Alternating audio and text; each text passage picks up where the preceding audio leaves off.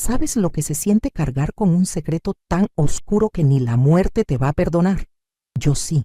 Y hoy voy a contártelo todo, aunque me juzgues, aunque me odies, aunque no puedas creer que una madre haya hecho lo que yo hice, porque esta historia que vas a escuchar es una de las más polémicas y escalofriantes que se han contado en este canal. Y lo peor de todo es que es mi vida, mi verdad, mi condena. Yo obligué a mi hija a casarse con su propio hermano. Los forcé a vivir como esposos, a compartir cama, a tener hijos. 6 hijos nacieron de esa unión. 6 criaturas deformes que vinieron al mundo retorcidas, rotas, condenadas desde antes de nacer.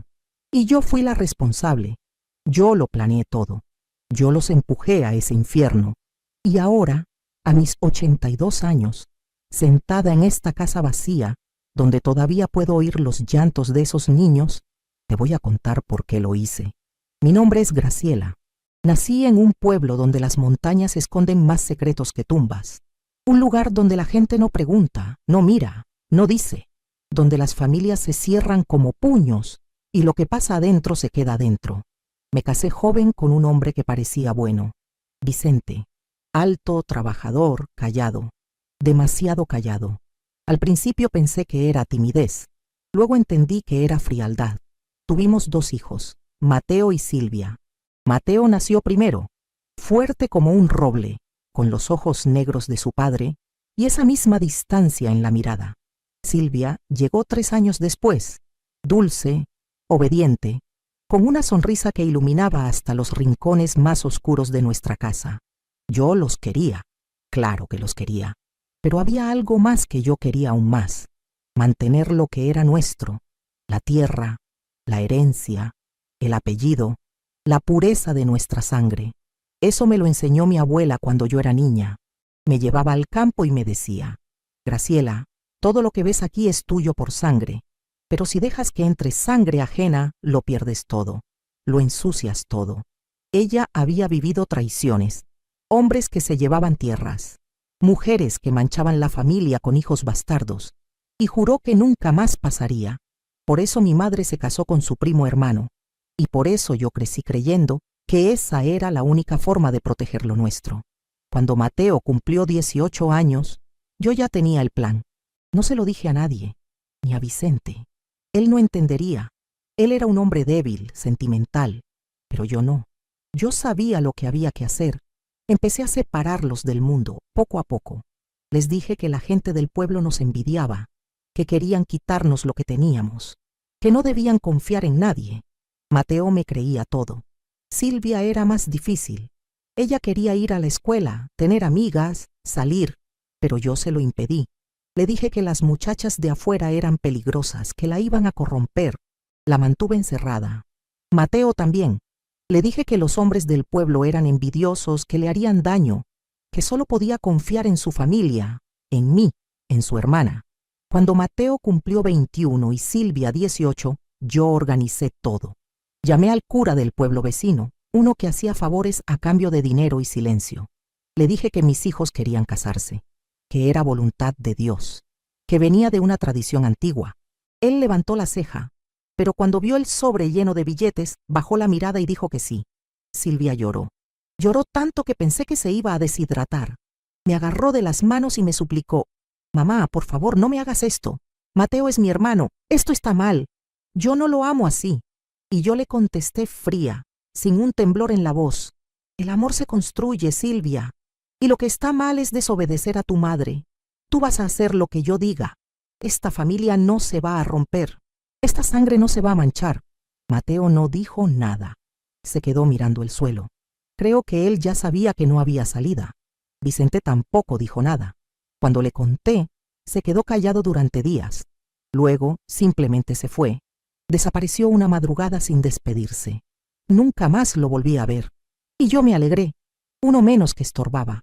La ceremonia fue en casa, sin invitados, sin fiesta, solo el cura, ellos dos y yo. Silvia llevaba un vestido blanco que yo misma le cosí. Mateo un traje oscuro. Los casé, los uní, los encerré en esa habitación del fondo y les dije que esa noche debían cumplir como esposos. Silvia gritó: Mateo salió de la habitación temblando, pero yo los volví a meter. Les dije que Dios los estaba mirando, que la familia dependía de ellos, que no había vuelta atrás. 9 meses después nació el primero, un niño. Llegó retorcido, con los dedos pegados, con los ojos separados más de lo normal. El médico que vino casi vomita cuando lo vio. Me dijo que eso era consecuencia de un parentesco cercano, que era peligroso, que no debían tener más hijos. Yo lo eché de la casa. No necesitaba sus consejos. Ese niño era mío, era nuestro, era puro. Silvia no lo quiso cargar. Se quedó en la cama llorando durante semanas. Mateo tampoco lo miraba, pero yo sí. Yo lo cuidé, lo alimenté, le canté, le dije que era perfecto, porque lo era. Era de nuestra sangre, limpia, sin contaminar. Y entonces pensé, necesita hermanos, una familia fuerte, una descendencia que asegure todo. Así que los obligué otra vez. Y nació el segundo, luego el tercero, luego el cuarto, el quinto, el sexto, cada uno más deforme que el anterior, cada uno con algo roto, algo torcido, algo que no funcionaba. Pero yo no me rendí. Yo seguí, porque en mi cabeza eso era amor, eso era lealtad, eso era proteger lo nuestro. Hasta que una noche, Silvia dejó de llorar. Se quedó callada, fría, igual que yo. Y esa mirada que me lanzó antes de cerrar la puerta de su habitación, me dijo algo que todavía no puedo descifrar. Algo que me hace preguntarme si lo que hice fue proteger a mi familia o destruirla para siempre. Los años que siguieron fueron un infierno disfrazado de rutina. Cada día era igual. Levantarme antes del amanecer, preparar el desayuno, revisar que los niños estuvieran limpios, vigilar que Mateo y Silvia cumplieran con sus deberes como esposos. Porque sí, yo los vigilaba. No podía permitir que se separaran. No podía dejar que huyeran. Esta familia dependía de que ellos siguieran juntos, de que siguieran procreando, de que mantuvieran la sangre pura. Eso era lo único que importaba. Silvia dejó de hablarme. Bueno, me hablaba lo necesario. Sí, mamá. No, mamá. Como usted diga, mamá. Pero su voz se había vuelto hueca, como si hablara desde dentro de una tumba. Sus ojos ya no tenían brillo. Se movía por la casa como un fantasma, arrastrando los pies, alimentando a esos niños deformes con una cara de asco que intentaba disimular, pero que yo veía claramente. Mateo tampoco era el mismo. Se había vuelto violento, no con los niños, nunca con los niños, pero conmigo sí. Me empujaba cuando pasaba a mi lado, rompía platos, gritaba en medio de la noche. Una vez me agarró del brazo con tanta fuerza que me dejó moretones durante semanas. Me dijo, con los dientes apretados, «Esto es tu culpa, todo esto es tu culpa, vieja maldita». Y yo le contesté sin miedo, «Esto es por tu bien, algún día me lo vas a agradecer». Pero nunca me lo agradeció. Ninguno de los dos lo hizo. Los niños crecían, si es que a eso se le puede llamar crecer. El primero, al que yo llamé Gabriel, nunca aprendió a caminar bien. Arrastraba una pierna y tenía convulsiones cada 2 o 3 días. El segundo, Samuel, nació sordo y con el labio partido hasta la nariz. La tercera, mi única nieta, Luz María, tenía la columna tan torcida que parecía que la habían doblado por la mitad. No podía sentarse derecha. Lloraba de dolor constantemente. El cuarto murió a los 6 meses. Simplemente dejó de respirar una madrugada. Yo lo encontré frío en su cuna y lo enterré yo misma en el patio trasero, sin avisar a nadie, sin funeral, sin lágrimas, porque no podía permitirme el lujo de la debilidad. El quinto y el sexto nacieron casi juntos, con apenas 11 meses de diferencia. Esos 2 fueron los peores. El quinto, al que bauticé como Pedro, tenía los ojos en blanco permanentemente. No veía, no reaccionaba, solo respiraba y comía cuando yo le metía la comida en la boca. El sexto, Andrés, nació con los órganos por fuera. Sí, por fuera. El médico que tuve que traer a escondidas me dijo que no viviría más de 1 año. Y tenía razón. Murió antes de cumplir los 8 meses. También lo enterré en el patio, junto a su hermano, en silencio. Silvia nunca volvió a ser la misma después de Andrés. Algo se rompió en ella definitivamente. Una tarde la encontré en el baño con un cuchillo en la mano, mirándose las venas. Entré y se lo quité de un golpe. «¿Qué crees que estás haciendo?», le grité. Ella me miró con una frialdad que me heló la sangre. «Lo que debía hacer hace años», me contestó. La encerré en su habitación durante una semana. Le pasaba la comida por debajo de la puerta.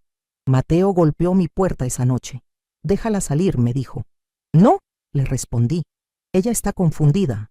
Necesita tiempo para entender». «¿Entender qué?», me gritó. «¿Que la convertiste en un monstruo? ¿Que nos convertiste a todos en monstruos?». Lo empujé fuera de mi habitación y cerré con llave. Pero Mateo tenía razón en algo. Algo estaba cambiando. Los niños deformes empezaron a ser más difíciles de esconder. El vecino más cercano, don Fermín, empezó a hacer preguntas. «Doña Graciela, ¿cuántos nietos tiene usted? Porque juraría que he oído llantos muy raros por las noches». Yo le sonreí y le dije: «Son animales, don Fermín. Tenemos cabras nuevas, usted sabe cómo son». Él me miró con desconfianza, pero no insistió. La gente del pueblo también empezó a murmurar. Decían que en mi casa pasaban cosas oscuras, que habían visto sombras extrañas, que olía a muerte. Yo les decía a todos que eran mentiras, chismes de envidiosos. Pero la verdad es que sí olía a muerte, porque 2 de mis nietos ya estaban muertos, y los otros 4 estaban muriendo lentamente. Entonces sucedió lo que yo nunca imaginé. Una mañana desperté y Silvia no estaba, tampoco Mateo, ni los niños. La casa estaba vacía, completamente vacía. Corrí de habitación en habitación gritando sus nombres. Nada. Salí al patio. Nada. Revisé el granero. Nada. Se habían ido. Me habían abandonado. Habían huido como ratas cobardes, dejándome sola con mi plan perfecto hecho pedazos. Sentí rabia. Sentí traición. Pero también sentí algo que no esperaba. Miedo. Miedo de que hablaran. Miedo de que contaran todo. Miedo de que me llevaran presa. Pasé días buscándolos. Pregunté en el pueblo. Nadie sabía nada, o no querían decir. Ahora, antes de que sigas escuchando, quiero pedirte algo. Si esta historia te ha tocado, si te ha removido algo por dentro, dame un me gusta aquí abajo. Sé que quizás no sabes cómo hacerlo, mi amor, pero es fácil. ¿Ves ese botón con la manita levantada? Dale ahí. Y si puedes, suscríbete a este canal. Aprieta el botón negro que dice suscribirse. Así me ayudas a seguir contándote historias como esta. Historias que nadie más se atreve a contar. Hazlo ahora, por favor, porque lo que viene a continuación te va a chocar el corazón. Pasaron 3 meses sin saber nada de ellos. 3 meses en los que me desperté cada madrugada empapada en sudor, con pesadillas, donde Silvia me señalaba con el dedo acusador, mientras los niños deformes gateaban a mi alrededor. 3 meses en los que el silencio de la casa se volvió insoportable. Pero yo no me rendí. Seguí con mi rutina. Seguí limpiando las habitaciones vacías. Seguí poniendo la mesa para 7 personas aunque comiera sola, porque en mi mente ellos iban a volver. Tenían que volver. Esta era su casa. Esta era su familia. No tenían a dónde más ir. Hasta que una tarde tocaron la puerta. Era un golpe seco oficial. Abrí y me encontré con 2 policías. Uno joven, nervioso. Otro mayor, con cara de haber visto demasiado. «¿Usted es Graciela Mendoza?», me preguntó el mayor. «Sí», respondí con la voz firme. «Venimos por una denuncia. Nos han informado de una situación irregular en esta casa. Necesitamos hablar con usted». Sentí que el suelo se abría bajo mis pies, pero no lo demostré. Los hice pasar. Les ofrecí café. Me senté frente a ellos con la espalda recta y las manos sobre el regazo. «¿Qué tipo de situación irregular?», pregunté. El policía mayor sacó una libreta. «Nos han dicho que usted obligó a sus 2 hijos, hermanos biológicos, a casarse y tener hijos, y que esos niños nacieron con deformidades severas debido al incesto. ¿Es esto cierto?». Me quedé en silencio unos segundos. Luego sonreí. Mis hijos se casaron por voluntad propia. Ellos se amaban. Nadie los obligó a nada. Y sí, tuvieron hijos. Algunos nacieron con problemas de salud, es verdad, pero eso pasa en muchas familias. No es mi culpa». El policía joven me miró con asco. El mayor siguió escribiendo. «¿Dónde están sus hijos ahora?», preguntó. «No lo sé», respondí. Se fueron hace 3 meses, sin decirme nada, sin despedirse. Me abandonaron como si yo fuera basura. Los policías se miraron entre ellos. Señora Mendoza, vamos a tener que investigar esto. Si encontramos pruebas de que usted cometió un delito, va a tener que enfrentar las consecuencias. Se levantaron y se fueron. Yo cerré la puerta y me dejé caer contra ella. Respiré hondo. Sabía que esto no había terminado. Sabía que Silvia había hablado. Esa traidora, esa desagradecida. Después de todo lo que hice por ella, después de protegerla, de cuidarla, de construir una familia pura para ella, me había delatado. Me había vendido como si yo fuera una criminal. 2 semanas después, volvieron, pero esta vez traían una orden judicial. Revisaron toda la casa. Encontraron las 2 tumbas en el patio trasero. Desenterraron los cuerpecitos de mis 2 nietos muertos. Los envolvieron en bolsas negras y se los llevaron. Me arrestaron. Me esposaron como si fuera una asesina. Me llevaron al pueblo en la patrulla, mientras la gente salía a verme pasar. Algunos me insultaban. Otros solo me miraban con horror. Yo mantuve la cabeza en alto. No iba a darles el gusto de verme derrotada. Estuve en la cárcel 6 meses esperando el juicio. Ahí conocí a mujeres que habían matado a sus maridos, que habían robado, que habían traficado drogas, y todas me miraban como si yo fuera lo peor. La vieja que casó a sus hijos, me decían, la bruja del incesto, pero yo no les tenía miedo. Yo sabía que había hecho lo correcto. Ellas no entendían. Nadie entendía. Cuando llegó el día del juicio, Silvia estaba ahí. Mateo también. Los vi sentados del otro lado de la sala, con ropa nueva, peinados, limpios. Se veían diferentes, libres, y eso me enfureció. Silvia subió al estrado y contó todo. Lloró. Dijo que yo la había encerrado, que la había amenazado, que la había obligado a vivir un infierno. Mintió. Exageró. Hizo que todo sonara peor de lo que fue. Mateo también testificó. Dijo que yo los había manipulado, que los había separado del mundo, que les había lavado el cerebro, que él no quería casarse con su hermana, pero que yo lo había convencido de que era lo correcto. Cobarde. Siempre fue un cobarde. El juez me condenó a 10 años, pero por mi edad y mi salud, solo cumplí 4. Salí de la cárcel siendo una vieja acabada, enferma, odiada por todos. Volví a mi casa vacía. Los niños habían sido llevados a instituciones especiales. Silvia y Mateo se habían separado y habían rehecho sus vidas lejos del pueblo. Nunca más volví a verlos. Nunca más supe de ellos. Y lo único que me quedó fue esta casa llena de fantasmas y el peso de una decisión que todavía no sé si fue sabia o monstruosa. Pero entonces, hace 2 meses, recibí una carta. Una carta sin remitente. La abrí con manos temblorosas, y lo que leí me dejó helada. Era de Silvia, y decía algo que lo cambiaba todo. Detente un momento. Si esta historia ya te ha movido por dentro, imagina lo que viene después. Suscríbete ahora. Es solo un instante, pero marca la diferencia entre quedarte afuera o seguir recibiendo verdades que pocas se atreven a contar. Hazlo ya y comenta. Ya estoy suscrita. Así sé que estás aquí, que quieres escuchar lo que muchas callaron por años, y que estás lista para lo que viene.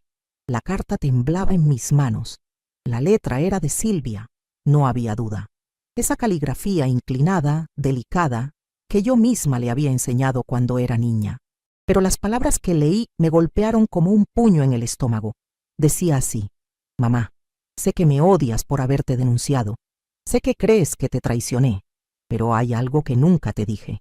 Algo que guardé durante todos estos años porque tenía miedo de lo que harías si lo supieras. La verdad es que yo también lo quería. Yo también quería casarme con Mateo. Tuve que sentarme. Leí esa línea una y otra vez. No podía ser cierto. Ella había llorado. Ella había suplicado. Ella me había dicho 1000 veces que era una aberración, que estaba mal, que no lo amaba. Y ahora me decía esto. Seguí leyendo con el corazón desbocado. Desde que éramos adolescentes, Mateo y yo nos queríamos de una forma que no era de hermanos. Nos besábamos a escondidas. Nos tocábamos cuando tú dormías. Soñábamos con estar juntos, pero sabíamos que estaba prohibido. Sabíamos que el mundo nos condenaría. Por eso, cuando tú propusiste el matrimonio, yo lloré de alivio y de terror al mismo tiempo. Alivio porque finalmente podíamos estar juntos sin escondernos. Terror porque sabía que lo que sentíamos era enfermo, que lo que íbamos a hacer estaba mal. Me levanté de la silla. Caminé por la sala dando vueltas. Esto no podía estar pasando. Esto tenía que ser una broma cruel. Pero la carta continuaba. Los primeros meses fueron hermosos. Mateo me amaba. Yo lo amaba. Hacíamos el amor con desesperación, como si el mundo fuera para acabarse mañana. Y cuando quedé embarazada del primero, yo estaba feliz. Pensé que íbamos a ser una familia de verdad. Pero cuando nació Gabriel y lo vi así, retorcido, roto, toda mi felicidad se convirtió en horror. Entendí que habíamos hecho algo imperdonable, que nuestro amor había creado un monstruo, y con cada hijo que nació después, ese horror crecía, pero no podía parar. No podía dejar de estar con Mateo, porque lo amaba, porque lo necesitaba, porque sin él yo no era nada. Arrugué la carta, la tiré al suelo, la pisoteé. Mentiras, todo eran mentiras. Silvia estaba intentando confundirme, hacerme creer que yo no había sido la única responsable, que ellos también querían esto, que ellos también eran culpables. Pero entonces recordé algo. Recordé esa mirada que Silvia me había lanzado aquella noche, antes de cerrar la puerta de su habitación, esa mirada fría, calculadora, como si ella supiera algo que yo no sabía, como si ella hubiera estado jugando un juego completamente diferente todo este tiempo. Volví a recoger la carta del suelo, la alicé con manos temblorosas y seguí leyendo. Te denuncié porque necesitaba un culpable. Necesitaba que alguien cargara con toda la responsabilidad de lo que habíamos hecho. Y tú eras perfecta para ese papel. La madre controladora, la manipuladora, la que obligó a sus pobres hijos inocentes a cometer incesto. Todos te creyeron. El juez te creyó. Mateo también. Él nunca supo que yo también lo quería. Él cree hasta el día de hoy que tú nos obligaste. Pero yo sé la verdad. Y tú también la sabes ahora. Sentí náuseas. Me agarré del respaldo de la silla para no caer. Silvia me había usado. Me había convertido en el monstruo de su historia para poder salir como la víctima. Y lo peor es que había funcionado. Todo el mundo la había compadecido. Todo el mundo me había odiado a mí. Pero la carta no había terminado. Los niños están vivos. Los 4 que sobrevivieron. Están en una institución en la ciudad. Gabriel tiene ahora 22 años. Samuel 21, Luz María 19, Pedro 17. Siguen deformes, siguen sufriendo, pero están vivos. Y cada día que los visito, veo en sus caras lo que hicimos Mateo y yo. No tú, nosotros. La carta terminaba con una línea que me heló el alma. Gracias por cargar con nuestra culpa, mamá. Gracias por ser el monstruo que nosotros no queríamos ser. La dejé caer de mis manos. Me quedé sentada en esa sala vacía durante horas, sin moverme, sin pensar, procesando lo que acababa de leer, intentando entender si Silvia decía la verdad o si esto era otra manipulación. Porque si era verdad, entonces todo lo que yo creía sobre mi familia, sobre mi sacrificio, sobre mi misión de proteger la pureza de nuestra sangre, era mentira. Yo no había sido la arquitecta de ese horror. Yo había sido la excusa, la cortina de humo, la víctima perfecta que ellos necesitaban para seguir viviendo sin remordimientos. Pero entonces me pregunté algo que no me dejaba dormir. ¿Y si ella también estaba mintiendo ahora? ¿Y si esta carta era solo otro juego? ¿Otra forma de torturarme desde lejos? Después de leer esa carta todo cambió. O tal vez nada cambió. No lo sé. Pasé semanas enteras sin salir de la casa, releyendo cada línea, buscando pistas, intentando descifrar si Silvia me estaba diciendo la verdad o si me estaba mintiendo una vez más. Porque esa es la cosa con las mentiras, ¿sabes? Cuando alguien te ha mentido durante tanto tiempo, ya no puedes creer nada de lo que dice, ni siquiera cuando confiesa, ni siquiera cuando se desnuda ante ti con palabras que parecen sinceras. Intenté recordar. Volví atrás en mi memoria, a esos días antes del matrimonio. ¿Había visto algo entre ellos? ¿Alguna mirada cómplice? ¿Algún roce de manos demasiado prolongado? Y la verdad es que sí. Sí había visto cosas. Pequeñas cosas que en su momento ignoré porque no encajaban con mi plan, como aquella vez que los encontré en el granero, muy juntos, separándose rápidamente cuando yo entré. O esa noche en que escuché susurros en el pasillo y cuando fui a ver, los dos estaban ahí parados, en silencio, mirándose. ¿Qué hacen despiertos?, les pregunté. Nada, mamá, respondió Silvia. Volvemos a dormir. Pero ahora esos recuerdos cobraban otro sentido, otro color, otra forma. Decidí hacer algo que nunca pensé que haría. Fui a la ciudad. Busqué la institución donde estaban los niños. Me costó encontrarla. Nadie quería darme información. Usted no tiene derecho a verlos, me dijeron. Usted está fichada como abusadora. Pero yo insistí, rogué, mentí. Dije que me estaba muriendo, que solo quería verlos una última vez. Finalmente, una trabajadora social se compadeció de mí. 10 minutos, me dijo. Y solo desde el otro lado del vidrio. Ellos no pueden saber que usted está aquí. Me llevaron a una sala con una ventana grande. Del otro lado estaba una especie de comedor. Y ahí los vi, a los 4. Gabriel estaba sentado en una silla de ruedas, moviendo la cabeza de un lado a otro sin control. Samuel comía con las manos, derramando la comida por su camisa. Luz María estaba acostada en una camilla especial, con su espalda torcida, mirando el techo con ojos vacíos. Y Pedro simplemente estaba ahí, inmóvil, respirando. Mis nietos, los hijos de mis hijos, los frutos podridos de un árbol que yo planté, o que ellos plantaron, o que plantamos todos juntos. Ya no lo sé. Los miré durante esos 10 minutos sin poder apartar la vista, y sentí algo que no había sentido en años. No sé si era culpa, no sé si era arrepentimiento, no sé si era tristeza o rabia o una mezcla de todo. Lo único que sé es que lloré. Lloré en silencio, con las manos apretadas contra ese vidrio frío, viendo cómo esas criaturas rotas seguían respirando, seguían existiendo, seguían pagando por decisiones que tomamos otros, decisiones que tal vez fueron mías, o tal vez fueron de Silvia y Mateo, o tal vez fueron de todos nosotros, cada uno poniendo su granito de arena en la construcción de este infierno. Cuando salí de ahí, me sentía vacía. Tomé un autobús de regreso al pueblo. Durante el viaje, una mujer mayor se sentó a mi lado. Me miró y me dijo: ¿Se encuentra bien, señora? Se ve muy pálida. Yo asentí sin decir nada. Pero entonces, no sé por qué, le conté todo. Le conté mi historia completa. Le dije lo que había hecho, lo que creía haber hecho, lo que Silvia me había confesado en esa carta. Y cuando terminé, esperé su juicio. Esperé que me insultara, que me llamara monstruo, que se alejara de mí con asco. Pero ella solo me miró con ojos tristes y me dijo: «Ay, mijita, usted también fue víctima. Víctima de lo que le enseñaron, víctima de sus propias creencias, víctima de sus hijos, si es que ellos le mintieron. Pero también fue victimaria. Las dos cosas pueden ser ciertas al mismo tiempo». Esas palabras se me quedaron grabadas, porque tenía razón. Yo fui las dos cosas. Fui la que obligó y fui la que fue usada.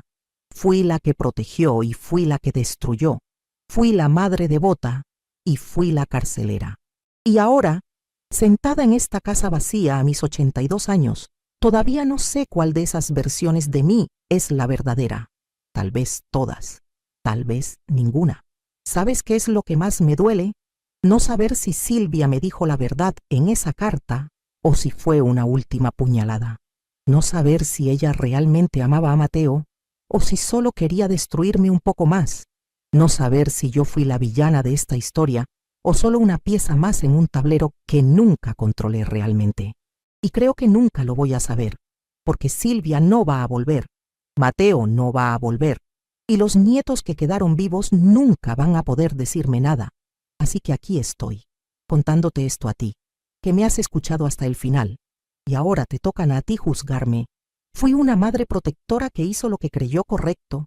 ¿O fui un monstruo que arruinó la vida de sus hijos? ¿O fui ambas cosas? No te voy a decir qué pensar.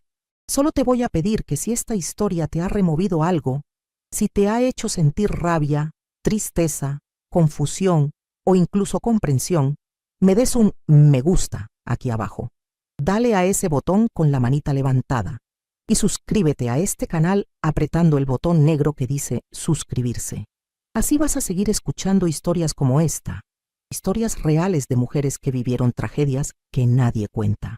Y si tú has vivido algo parecido, si tienes una historia que te quema por dentro y quieres que la contemos aquí, déjamela en los comentarios.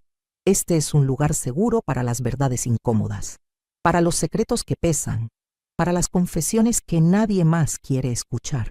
Todos los días estamos aquí, esperándote con nuevos relatos que te van a dejar sin aliento. Hasta la próxima, mi amor. Y recuerda, a veces la verdad no te hace libre. A veces solo te muestra que nunca fuiste tan libre como creías.